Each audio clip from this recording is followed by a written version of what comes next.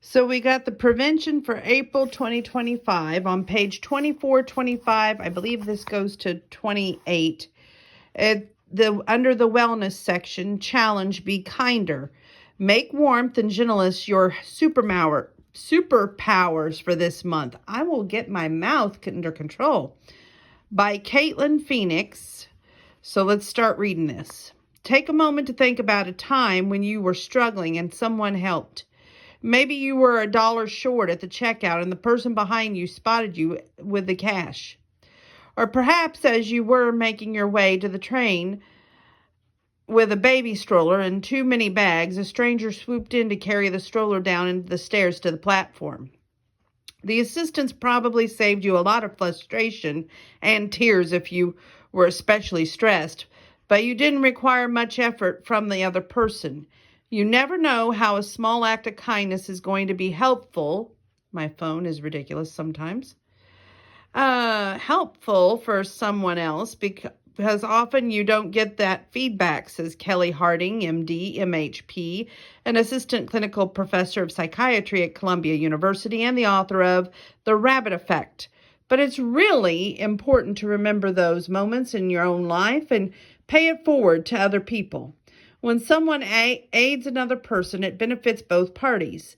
Acts of kindness and generosity activate the same brain centers as they get money or food or even boom boom, says Dr. Harding. It's all the same reward pathway in the brain, which is very reassuring. Kindness innate to our humanness. This means that doing these sort of thoughtful things is actually fundamental to our health. No one is kind 24/7, but we all can look for opportunities to exercise our kindness muscle. This month, sprinkle your generosity into your daily life. Week 1, start within your household. When you wake up, give your partner, a kid a hug if they're open to it, suggests Dr. Harding. Later, send a text that tells them how grateful you are for them. Of course, things with family members aren't always hunky-dory, and it's hard to respond with kindness if you're not feeling it. But you can do the next best thing. The biggest challenge is at home when frustrations flare, which is just natural part of living in a space with people, says Dr. Harding. When things get heated, suggest a few minutes apart to pause, and just something else is such a gift because you're able to get your frontal cortex back online and far more likely to be kind going into whatever conversation follows, says Dr. Harding. This too is a kindness. No other humans at home? No problem. Take your dog on longer walks. Buy your bunny favorite treats. Or pause to let your clingy cat sit on your lap. Doing kind things for pets has been shown to boost mood, says Dr. Harding. If you're more of a plant person, give your indoor garden a healthy watering and situate your pots in a prime spot. We have such innate need to care and be cared for that even caring for a plant has been shown to be helpful for health, says Dr. Harding. Week 2, look around your neighborhood. Instead of going on autopilot intentionally, make eye contact, smile, and say hello.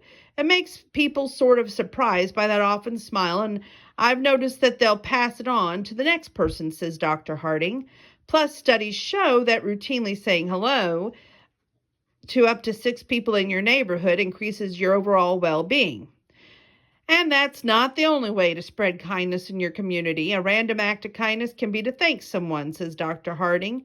Give someone a genuine thank you to your bus driver, delivery person, or to your barista. I apologize, my eyes are starting to go all over the page.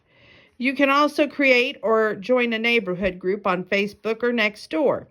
These networks allow you to offer into restaurant recommendations or the name of an excellent babysitter looking for work. Helping both a business and people who use it is a double kindness. So if you don't feel like being social, pick up litter and spruce up your lawn. Even if no one sees grab that piece of trash, it's still a kind act. When people make efforts to green their neighborhoods, public health data shows that it reduces violence, lower rates of depression, says Dr. Harding. It doesn't have to be a big project. It could be as simple as putting some flowers in your window to brighten someone else's day, or bringing flowers to a neighbor, Dr. Harding adds. Week 3, spread love.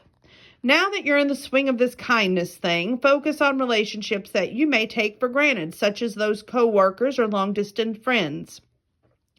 We spend a third of our lives at work or working with. Kindness is not always seen as part of the picture, but we know people are more productive, take fewer sick days, and are happier when they are more supported work environments, says Dr. Harding. And you don't have to be in charge to be a person who makes somebody's day better. Bring baked goods to share. Ask a colleague's sick parent and offer to help if someone's overwhelmed. There are kindness opportunities further afield too, like with friends we don't often see or speak to. I started a policy whereby if I'm free, I think of someone. I try to reach out to them, says Dr. Harding.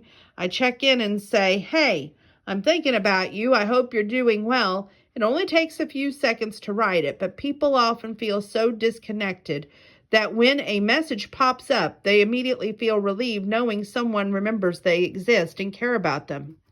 Week 4, volunteer.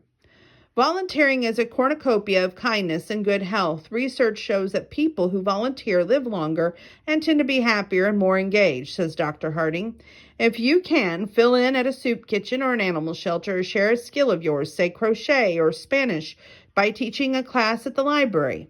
When you connect with people, it really is an act of kindness because you're elevating their mood, but also giving to the world with your own special talents, says Dr. Harding. Positive social connections is what the studies show we all need to thrive.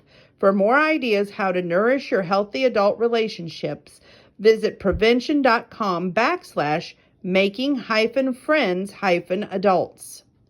And that was that little part that I wish to share for you from the Prevention magazine. I hope that you take it with you and it brings you some goodness.